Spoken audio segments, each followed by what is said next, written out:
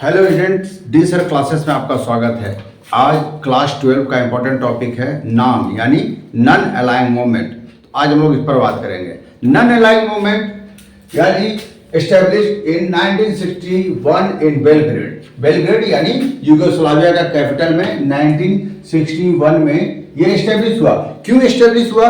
तो मैंने आपको पिछले टॉपिक में जो कोल्ड वार एरा था उसमें मैंने आपको बताया था कि सेकेंड वर्ल्ड वार के बाद वर्ल्ड 2 पार्ट में फिर से डिवाइड हो गया। एक पार्ट वेस्ट ब्लॉक बना और एक पार्ट ईस्ट ब्लॉक बना। वेस्ट ब्लॉक यानी कैपिटलिस्ट ब्लॉक का लीडर हुआ अमेरिका और वेस्ट ब्लॉक ईस्ट ब्लॉक यानी सोशलिस्ट ब्लॉक का लीडर हुआ यूएसएसआर। इन दोनों में फिर से कॉन्फ्लिक्ट हो गई और ये कॉन्फ्लिक्ट एक बड़ा रूप लिया। कई कंट्रीज में पार्टिसिपेट किए। तो जो न्यू कॉलोनाइज कंट्री थे, जो अभी भी इंडिपेंडेंट हुए थे सब कुछ, वे लोग वो उसमें कौन थे? ज्यादातर एशिया के कंट्री थे, अफ्रीका के कंट्री थे या फिर लैटिन अमेरिका के कंट्री थे। ये जो अभी भी इंडिपेंडेंट हुए थे, अब इनकी इकोनॉमिक कंडीशन तो बहुत खराब थी। तो इन लोगों ने ये डिसाइड किया कि ना तो ये कैपिटलिस्ट ग्रुप के साथ जाएंगे और ना तो ये सोशलिस्ट ग्रुप के साथ जाएंगे, और ये एक अपना न्यू एक ग्रुप फॉर्म करेंगे और यही ग्रुप बना नॉन अलाइंग मूवमेंट यानी नाम। तो फर्स्ट बार जब फाउंडर मेंबर थे इसके, इंडिया से जवाहरलाल नेहरू, इजिप्ट से गैमल अब्देल नासिर, यूगोस्लाविया से जोसेफ टीटो, ये 3 मेन मेंबर थे जिन्होंने नाम में के लिए एस्टेब्लिश करने में इंपॉर्टेंट रोल प्ले किया। इसके अलावा 2 लोग जो इंपॉर्टेंट रूप से सपोर्ट किए इन तीनों का, वो 2 नाम थे। सुकर्नो इंडोनेशिया के प्रेसिडेंट थे और ख्वामे एनक्रुमाह घाना के प्रेसिडेंट थे। ये इन लोगों ने सपोर्ट, यानी ये 5 मेंबर थे। कौन कौन? जवाहरलाल नेहरू इंडिया से, गैमल अब्देल नासिर इजिप्ट से, जोसेफ टीटो यूगोस्लाविया से, सुकर्नो इंडोनेशिया एंड ख्वामे एनक्रुमाह घाना से, ये 5 मेंबर मिलकर ये नॉन अलाइंग मूवमेंट इन्होंने एस्टेब्लिश किया।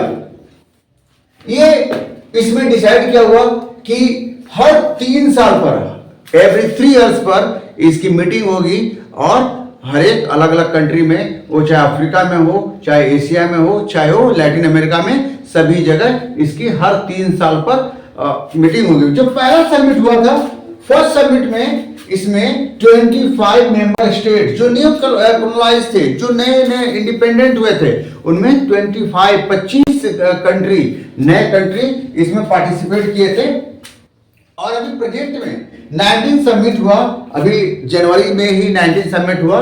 वो हुआ अफ्रीका में युगांडा का कैपिटल कंपाला में ये समिट हुआ जनवरी 2004 में 24 में। और 120 कंट्रीज इसमें पार्टिसिपेट किए एंड 17 ऑब्जर्वर कंट्री ऑब्जर्व कर रहे थे कि कैसा ये मीटिंग हो रही है। तो 120 कंट्रीज डायरेक्ट पार्टिसिपेट किए और 17 ऑब्जर्वर कंट्री पार्टिसिपेट किए। तो क्या ऑब्जेक्टिव था जब 1961 में ये एस्टेब्लिश हुआ? तो उसका ऑब्जेक्टिव था, first independent judgement, second struggle against imperialism और neo colonialism, third restructuring the international economic order, fourth respect the fundamental human rights, 5 respect of sovereignty, and 6 right to every nation to defend itself। में जब world 2 part में divide हुआ तो पूरे world में फिर से टेंशन हो गया, और ये टेंशन इतना बड़ा रूप लिया कि इसे पॉलिटिकल साइंस में हम लोग कोल्ड वार कहते हैं। कोल्ड वार का मतलब हमने पिछले टॉपिक में बताया, ये आप उसे देख सकते हैं। तो कोल्ड वार में कुछ नए कंट्री थे जिनमें डर था कि अगर ये फिर से हो गए तो इनकी फिर से जो इंडिपेंडेंट है, फिर से इनकी जो आज़ादी है वो पूरी तरह से फिर से छिन जाएगी और फिर से ये गुलाम हो जाएंगे। इसलिए इन्होंने एक रास्ता अपनाया कि ना तो ये कम्युनिस्ट के साथ जाएंगे यानी यूएसएसआर के जाएंगे, और न ही ये यूएसए के साथ जाएंगे। और इन लोगों ने एक अलग से नया ग्रुप बनाया, वो था नॉन अलाइंग मूवमेंट। तो इंडिपेंडेंट जजमेंट, इसमें जो जजमेंट होगा, जो इसके कंट्री होंगे, मेंबर कंट्री, इनके बीच जो भी जजमेंट होगा वो सारे को मानना होगा। अभी फिलहाल 120 कंट्रीज हैं जिनको इनका जजमेंट कोई भी होगा, आपस में ट्रेड करेंगे। अगर ट्रेड में कोई अगर इनमें दिक्कत करता है तो आपस में मिलकर ये इसको सॉल्व करेंगे। लेकिन ये हमेशा आपस में ही ज्यादा से ज्यादा इकोनॉमिक, ताकि सभी को फायदा हो, इकोनॉमिक डेवलपमेंट यहां पर काम करेंगे। सेकंड था स्ट्रगल अगेंस्ट इंपीरियलिज्म नियोकॉलिज्म। जो इंपीरियलिज्म है, यानी लगातार आप कोल्ड वॉर एरा में अमेरिका ने किसी कंट्री पर अटैक किया तो रसिया ने उसको छुड़ाने के लिए अपना सपोर्ट दिया, अपने वेपन्स दिए। अगर ऐसा कोई कंडीशन बनता है तो ये टोटल मेंबर कंट्री मिलकर उसका अपोज करेंगे, उसके अगेंस्ट एक्शन लेंगे। Third, restructuring the international economic order. अभी हमने आपको बताया कि जो ट्रेड सिस्टम डेवलप हुआ, नया जो अभी चल रहा है ट्रेड सिस्टम डेवलप हुआ, इन आपस में ट्रेड रिसोर्सेस का एक्सचेंज होगा, डेवलपमेंट होगा, ताकि ये खुद सेल्फ डिपेंडेंट हो सके, ये डेवलप हो सके। क्योंकि जो डेवलप नेशन है वो केवल इनका यूज कर रहे हैं, इनके डेवलपमेंट के लिए वो कोई बात नहीं करते हैं। ग्लोबल वार्मिंग अगर आया तो ये उन पर ला दे के डेवलपिंग नेशन ने किया, बट डेवलपिंग नेशन तो आज डेवलपिंग हो रहे हैं, वो आज भी बहुत हुआ, 50-60 साल से वो लोग इंडिपेंडेंट हुए। लेकिन इससे पहले 200 साल 300 साल से कौन यूज कर रहा था इस रिसोर्सेज को? क्योंकि ये तो गुलाम थे। तो इनके, चाहे इंडिया हो, अफ्रीका हो, लैटिन अमेरिका हो, सारे गुलाम कंट्री थे। तो इनके रिसोर्सेज कौन यूज कर रहे थे? जो कॉलोनाइज थे, जो इस पर रूल करते थे, फ्रांस, ब्रिटेन, ये लोग इनके रिसोर्सेज को यूज करते थे। तो इन्होंने ही ग्लोबल वार्मिंग को सबसे ज्यादा बढ़ाया इन डेवलप कंट्री ने। और आज वो जब डेवलप हो गए हैं और डेवलपिंग नेशन की बात आती है तो हमेशा डेवलपिंग नेशन पर अपना ठीकरा फोड़ते हैं। और डेवलपिंग नेशन ने बिल्कुल कहा कि ये आपका काम है, इसलिए आपको इस पर ग्लोबल वार्मिंग पर ज्यादा काम करना होगा। तो restructuring the international economic order में वो ट्रेड जो सिस्टम डेवलप होगा, इन जो कंट्री हैं 120 के बीच डेवलपमेंट होगा। और किस तरह से होगा, किस तरह से बैरियर को रिमूव किया जाएगा, किस तरह से इजी ट्रेड हो सके, किस तरह से एक कंट्री का चीजें दूसरे कंट्री में इजी पहुंच सके और बेनिफिट सब पूरे कंट्री को मिल सके, इसके लिए भी ये वर्क होता है। Fourth, respect the fundamental human rights.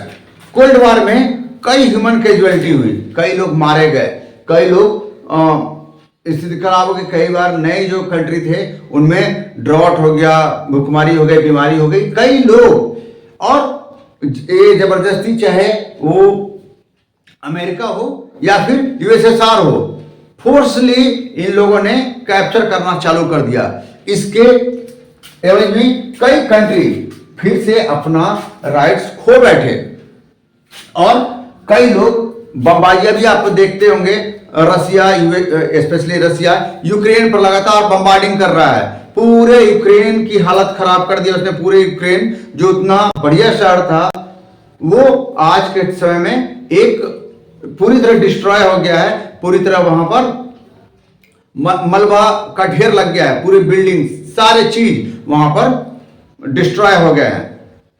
तो इसको बचाने के लिए भी नाम का एक ऑब्जेक्टिव है, respect the fundamental human rights, respect of sovereignty, यानी जो अपने पड़ोसी हैं, जो अपने नेबर्स हैं, उनका भी बॉर्डर का सम्मान करना है। लेकिन अभी आपने क्या है, रसिया ने क्या किया कि यूक्रेन पर बमबार्डिंग कर दिया, वो पाल नहीं करा। चाइना लगातार ऑक्युपाई कर रहा है, कभी इंडिया, कभी जो भी नेबर, वियतनाम, जापान, सब जगह, कोरिया, वो लगातार ऑक्युपाई कर रहा है। अभी इजराइल और फिलिस्तीन का मामला आप देख ही रहे हैं, लगातार एक दूसरे का बाउंड्री ऑक्युपाई कर रहे हैं। तो इससे नाम इसके बीच में इंटरप्शन पैदा करता है और ये आपस में मिलकर एक काम करते हैं।